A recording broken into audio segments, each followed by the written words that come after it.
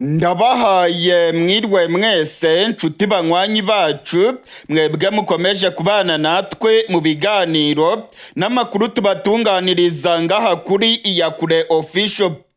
Iyakure Official ni imboneshakure imwe rudende ibashitsa ko amakuru yizewe, amakuru atosoye, amakuru aba yatohojwe n'itsinda ry'abamenyesha amakuru b'inzobere mu karere k'ibiyaga binini, maze tukayabashikiriza mu buryo bwihuse.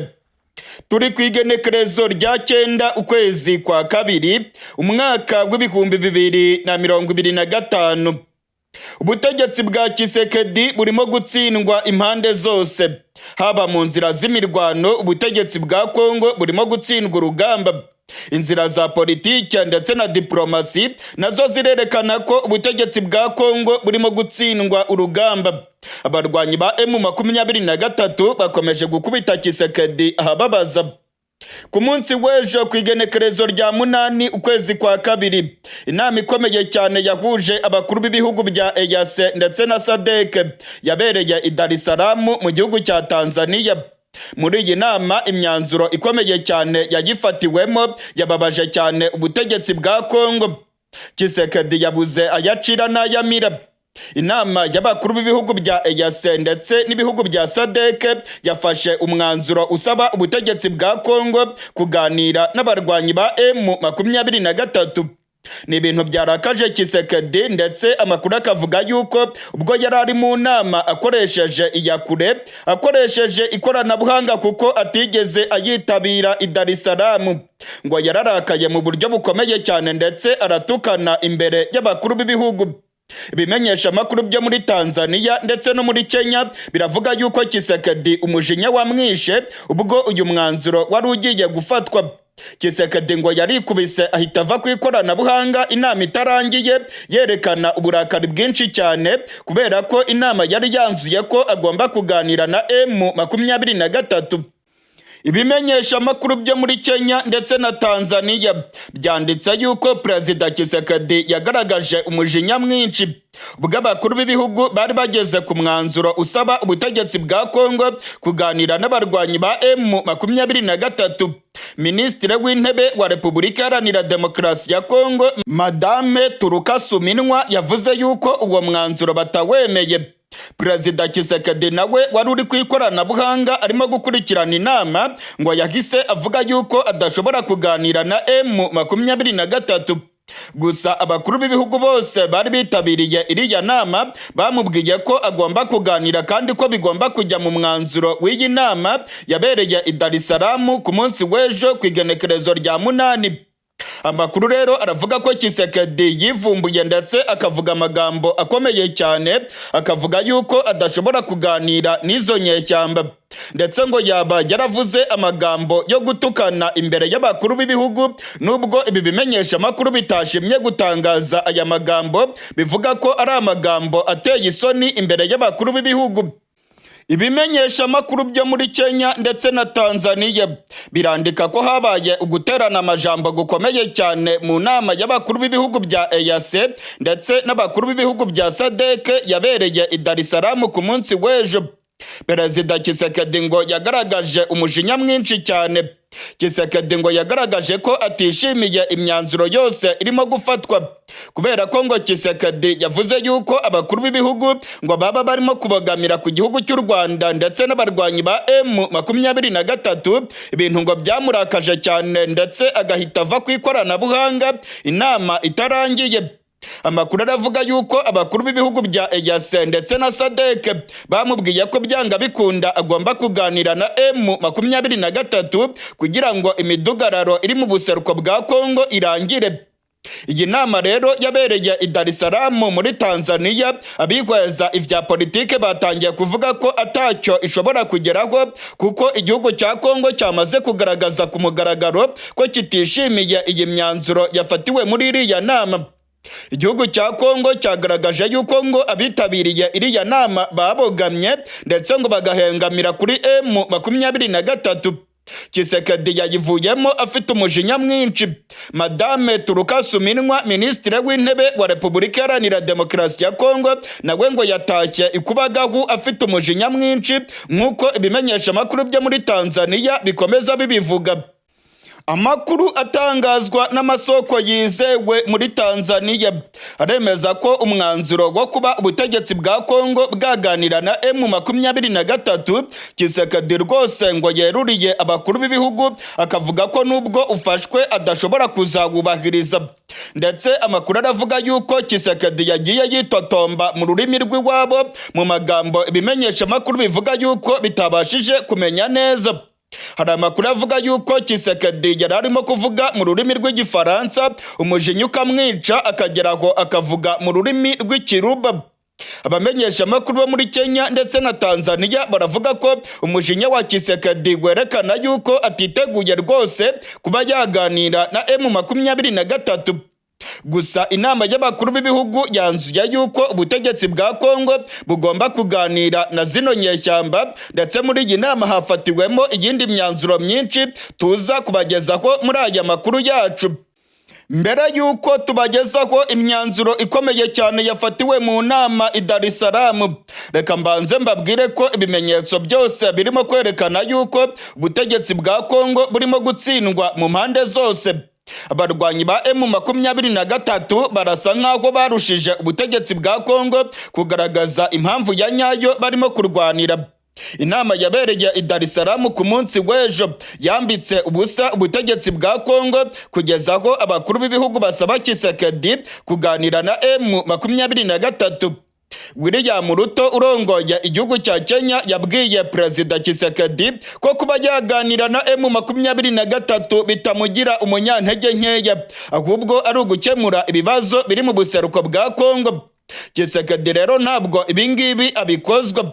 Amakuru twamenye nuko Tshisekedi, Generali Evaristo Ndayishimiye, Bwana Joao Lorenzo urongoye igihugu cya Angola ndetse na Cyril Ramaphosa urongoye Afurika y'Epfo ngo barimo gutegura intambara ikomeye cyane rwose, ngo ibyavuye muri iyi nama ntago babyitayeho. Abakuru b'ibihugu bine nta nubwo bigeze bitabira iyi nama yabereye i Dar es Salaam.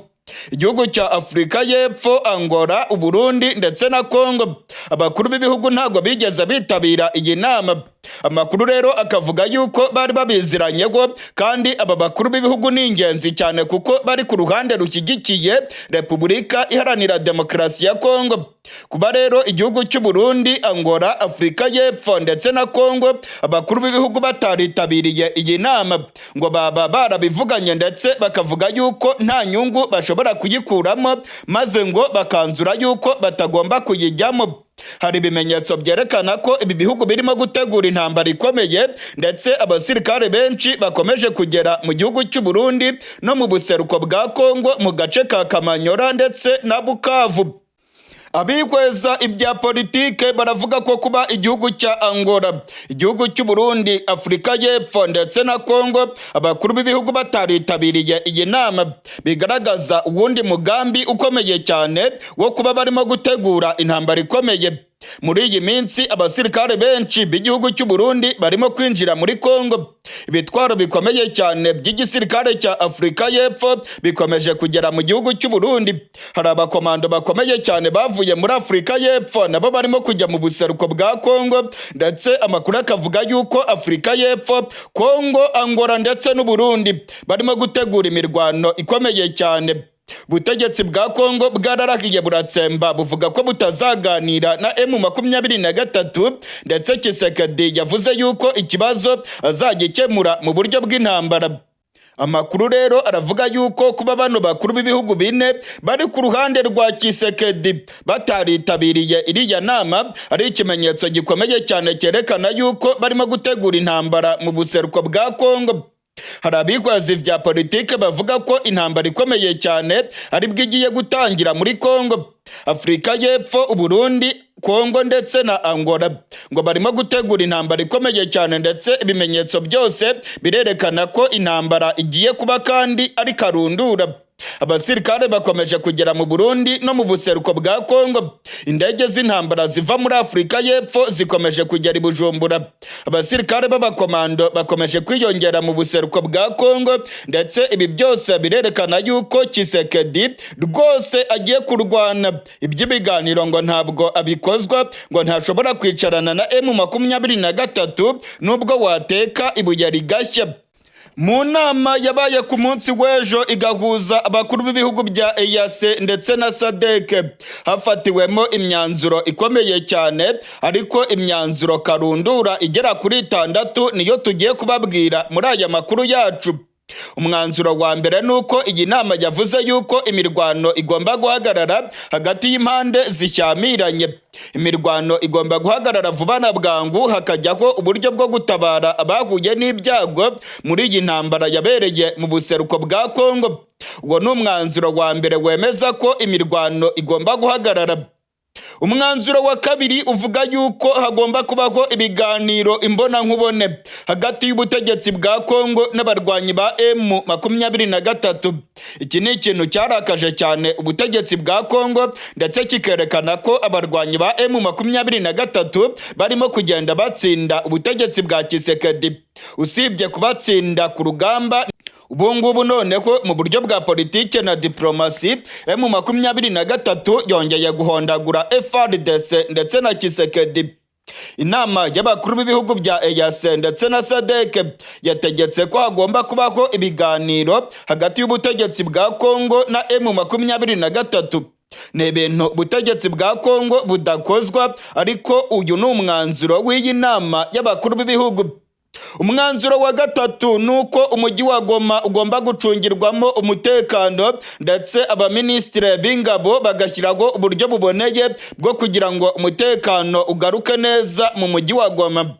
Ubundi mwanzuro nuko M23 yategetswe ko igomba gufungura amayira yose yerekeza mu mujyi wa Goma, imihanda iva za Masisi, za Rucuru yose igafungurwa, ndetse ikibuga cy'indege cya Goma kigahita gifungurwa vuba na bwangu. Ubundi mwanzuro ukomeye cyane nuko ubutegetsi bwa Kongo bwategetswe ko bugomba guhashya inyeshyamba za FDLR, ndetse abasirikare b'u Rwanda bari muri Kongo nabo bakazavayo. Uyu mwanzuro niko ubitangaza. Guhashya FDLR bikajyana no kuvana abasirikare b'u Rwanda mu buseruko bwa Kongo nk'uko uyu mwanzuro ubivuga. Iyi ni inama y'abakuru b'ibihugu bya EAC ndetse na SADC yavuze yuko FDLR bagomba kuyihashya bikajyana no kuvana abasirikare b'u Rwanda mu buseruko bwa Kongo.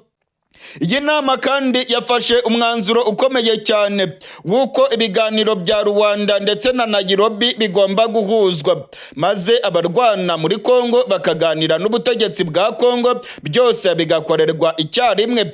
Uyu mwanzuro rero ni intsinzi ya M23, kuko M23 nayo igomba gushyirwa muri bino biganiro bya Rwanda.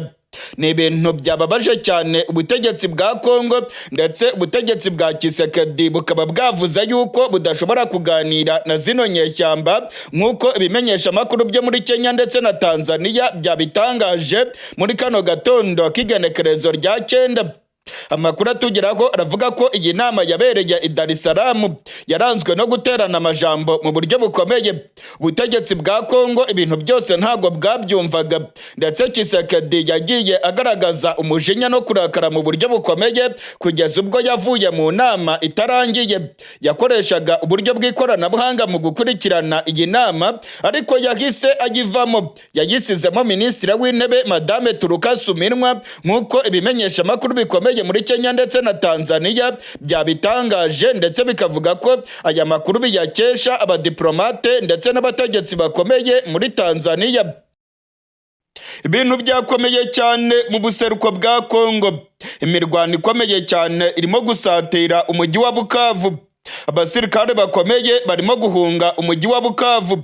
Abagwizatunga nabo barimo guhunga umujyi wa Bukavu. Ubwoba ni bwinshi ko imirwano ikomeye cyane igiye kwinjira muri uyu mujyi, ndetse abarwanyi ba M23 bari mu ntera y'ibirometero bike cyane basatira uyu mujyi wa Bukavu. abasirikare bakomeye muri Kongo batanze umuburo bemeza ko uyu mujyi wa Bukavu ugiye kwigarurirwa n'inyeshyamba. Abategetsi bakomeye muri Kongo barimo urongoye inteko ishinga amategeko Vital Kamerhe nawe yemeje ko umujyi wa Bukavu uri mu mboni z'abarwanyi ba M23. Amakuru amaze kungira ko muri aka gatondo k'igenekerezo rya 7 aravuga ko abasirikare bakomeje guhunga kariya gace berekeza muri Uvira. Mu gihe muri Bukavu ubwo bari bwose ndetse abaturage bakaba barimo guhunga, imiryango ikomeye ikaba irimo kwerekeza i Bujumbura mu gihugu cy'u Burundi. Ibintu biranakomeye cyane mu duce M23 irimo kugenzura muri Kivu y'Amajyepfo. Izi nyeshyamba zimaze kuvuga ko indege za Sukoyi z'igisirikare cya Kongo ejo ku munsi w'igenekerezo rya 6 zamishije urufaya rw'amabombe mu bice birimo abanyagihugu. Bwana Lawrence Kanyuka uvugira M23 amaze gusohora itangazo avuga yuko ku igenekerezo rya 6 indege za Sukoyi zarashe mu gace ka Nyabibwe karimo abanyagihugu. Iki ngiki ngo ni igikorwa cy'ubushotoranyi ndetse n'ibyaha by'intambara birimo gukorwa n'igisirikare cya Kongo kurasa ku basivile. Bwana Lawrence Kanyuka rero yatanze gasopo kuri FARDC n'abafatanyabikorwa babo barimo abasirikare b'u Burundi bari muri kariya gace ka Karehe bagiye bagaba ibitero ku basivile. Amakuru yizewe atugeraho aremeza ko M23 yamaze gushyiraho ingamba zikomeye ku indege yose yongera gucaracara mu duce dutuwe n'abanyagihugu baza kuyihanura, kandi FARDC nayo ikagabwaho ibitero bikomeye. Imirwano irimo kubica bigacika muri Kivu y'Amajyepfo, aho M23 ikomeje kugariza neza umujyi wa Bukavu. Umumenyesha makuru wacu Dani Faruku ukorera mu buseruko bwa Kongo aravuga ko mu mujyi wa Bukavu ibintu byadogereye. Abasirikare bakomeye batangiye guhunga umujyi wa Bukavu. Bafite amahera menshi batangiye kuva muri uyu mujyi. Hari imiryango y'abasirikare yatangiye guhungira mu Burundi, iyindi ikaba yarerekeje mu majyaruguru, aho amakuru avuga yuko bamwe barimo kunyura mu gihugu cy'u Rwanda bagakomeza bisubirira mu mujyi wa Goma. Hari impunzi zavuye mu mujyi wa Goma zirimo kunyura mu Rwanda zigasubira mu mujyi wa Goma nk'uko amasoko yacu arimo kubyemeza. Imirwano rero irakomeye kandi birimo kwibonekeza ko M23 ishaka kwigarurira umujyi wa Bukavu byanga bikunda. Impuruza zirimo gutangwa n'abadepite, izindi zigatangwa n'abategetsi bakomeye, aho bakomeje gusaba ubutegetsi bwa Tshisekedi kwemera ibiganiro na M23 yakwanga ubuseruko bwa Kongo bakabukata kuri iki gihugu, maze M23 ikaba yashinga Repubulika yigenga ya Kivu. Ubwo perezida w'inteko ishinga amategeko yaganiraga n'abadepite yababwiye ko barimo guhangana n'ikibazo gikomeye cyane ndetse ko bashobora kwisanga Kongo yacitsemo kabiri. Yavuze ko amahirwe yose atari ku ruhande rw'ubutegetsi bwa Kongo, ndetse Bwana Vital Kamerhe yavuze yuko nibareba nabi igihugu cya Kongo kizakorerwa barikanizasiyo. Amakuru rero avuga yuko abategetsi bakomeye ndetse n'abadepite bakomeje kubwira Tshisekedi ko yaganira na M23, nibitaba ibyo ngo izi nyeshyamba zizashinga igihugu cyazo mu buseruko bwa Kongo. Mu yandi makuru akomeye cyane kandi uyu munsi ku igenekerezo rya 7 M23 imaze kwemeza ko imirambo y'abasirikare ba Afurika y'Epfo baguye muri Kongo iza gutahukanwa muri Afurika y'Epfo. Bwana Lawrence Kanyuka amaze kubivuga ku rubuga rwa X, amaze gutangaza ko ibiziga by'abasirikare ba Afurika y'Epfo uyu munsi ku igenekerezo rya 7 biza gutahukanwa muri Afurika y'Epfo bigizwemo uruhare n'abasirikare ba MONUSCO. Bwana Lawrence Kanyuka yabitangaje ubwo yasubizaga umumenyesha makuru wo muri Afurika y'Epfo wari urimo kubaza niba koko M23 irimo gufata neza abasirikare ba Afurika y'Epfo mu mujyi wa Goma. Hari amakuru avuga yuko abasirikare ba Afurika y'Epfo bamerewe nabi cyane mu bigo byabo imubambiro. Amakuru aravuga ko nta bifungurwa bafite, nta mazi ndetse n'umuriro. Umumenyeshamakuru rurangiranwa wo muri Afurika y'Epfo yabyanditse ku rubuga rwa X avuga yuko yaraye nabi cyane ndetse ko afite ubwoba ko abasirikare ba Afurika y'Epfo bagiye kugirirwa nabi na M23.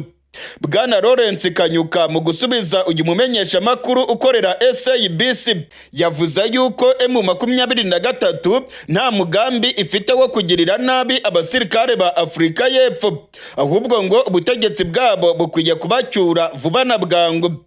Uyu munsi rero nibwo ibiziga by'abasirikare ba Afurika y'Epfo bitahukanwa iwabo bigizwemo uruhare na MONUSCO nk'uko Bwana Lawrence Kanyuka yabyanditse.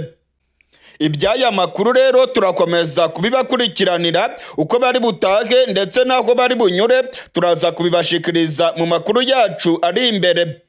Ku munsi w'ejo kandi ubwo perezida wa Afurika y'Epfo Cyril Ramaphosa yagezaga ku banyagihugu uko igihugu gihagaze, ni ijambo yavugiye mu nteko ishinga amategeko, yavuze yuko abasirikare ba Afurika y'Epfo bagomba gutahukanwa bakava mu buseruko bwa Kongo. Ibingibi Cyril Ramaphosa yabitangaje nyuma y'aho abadepite bahase ibibazo bikomeye cyane ubutegetsi bwa Afurika y'Epfo, ndetse abadepite bakitotomba bavuga ko abana ba Afurika y'Epfo barimo gupfira mu buseruko bwa Kongo. Mu minsi iri imbere rero Cyril Ramaphosa yemeje ko abasirikare ba Afurika y'Epfo bagomba gutaha bakava mu buseruko bwa Kongo. Amakuru atugeraho avuye mu mujyi wa Goma aravuga yuko abasirikare ba Afurika y'Epfo barimo gutabaza iwabo, barimo kwandikira imiryango yabo bayibwira yuko bamerewe nabi cyane mu mujyi wa Goma. M23 yarabagose ndetse ntago bashobora kwinyagambura aho baherereye. Aba basirikare ba Afurika y'Epfo bamaze iminsi batabaza ubutegetsi bwabo kugira ngo bubatahukane. Gusa Cyril Ramaphosa nawe yabanje gushyiraho amananiza.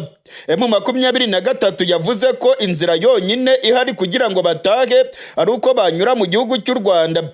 Cyril Ramaphosa rero nawe ntago abikozwa, avuga yuko bagomba kunyura ku kibuga cy'indege i Goma, ibintu M23 yateye utwatsi. Ibintu birakomeye cyane mu gihugu cy'u Burundi. Igihugu cy'u Burundi kirimo kwitegura intambara ikomeye cyane. General Evariste Ndayishimiye yamaze guteguza abanyagihugu b'u Burundi ko hagiye kuba intambara ikomeye cyane mu gihugu cy'u Burundi. General Prime Niyongabo arongoye igisirikare cy'u Burundi nawe yamaze kumenyesha abasirikare ko bagomba kuryamira amajanja ku munota ku wundi. Intambara ikomeye cyane yaba igiye kuba hano mu gihugu cy'u Burundi.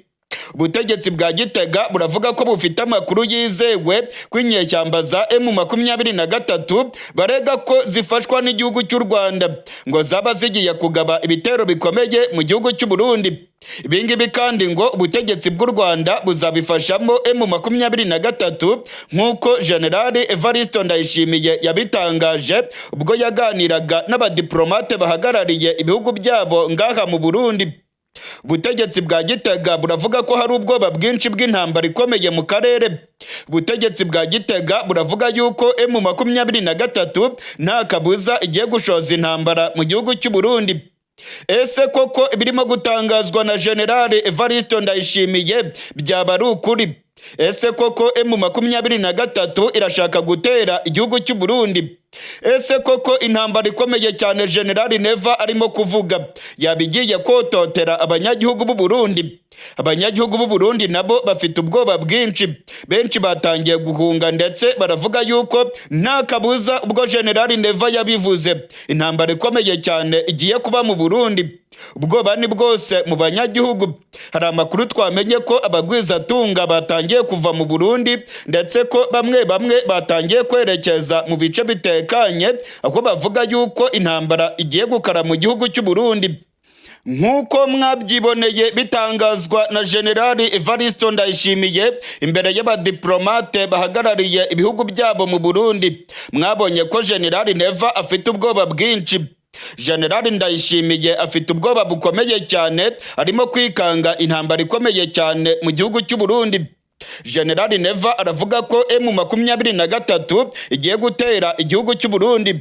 General Neva akongera kwikoma igihugu cy'u Rwanda avuga ko aricyo gifasha M23 ndetse ko ngo u Rwanda rushaka kugaba ibitero mu gihugu cy'u Burundi. Ese koko ibingibi birimo gutangazwa na General Neva byaba ari byo? Abarundi koko bitegure intambara ikomeye cyane igiye kugera mu Burundi. Barundi kazi ndetse namwe mukurikirana ibiganiro bya Iyakure Official, ndabamenyesha ko ubwoba ari bwose mu ntwaro ya CNDD FDD. General Ndayishimiye arimo kudagadwa. Abarwanyi ba M23 bahahamuye mu buryo bukomeye General Evariste Ndayishimiye. Nyuma y'aho General Evariste Ndayishimiye ndetse na Prime Niyongabo barungitse abasirikare benshi muri Kongo ngo bajye kurwanya M23, ariko bikabata kuwa amazi, benshi mu basirikare b'u Burundi bakagwa mu bice bya Masisi, abandi bakagwa mu micungararo y'igisagara cya Goma. Ubwoba ni bwose kuri General Evariste Ndayishimiye. Uko yatekerezaga M23 ntabwo ariko yayisanze. Yagerageje kubarwanya ariko bimuta kuwa amazi. Ubu rero afite ubwoba ko bagiye kugera ku mupaka w'u Burundi mu gace ka Kamanyora ndetse no muri Uvira. Akavuga ko byanga bikunda ko yagerageje kubarwanya bikamunanira, nabo bazatembagaza intwaro yiwe mu gihugu cy'u Burundi. Ubu nibwo bwoba afite. Yarabarwanyije biramunanira, abasirikare benshi b'u Burundi bagwa muri Kongo, none bageze ku mupaka wa Kamanyora ndetse na Uvira. Arabibona neza rero ko bashobora gufasha Red Tabara maze bagatembagaza ubutegetsi bwa Gitega. Kuba rero General Neva avuga yuko M23 izatera igihugu cy'u Burundi, ndabamenyesha ko ari amakuru adafitiye ibimenyetso.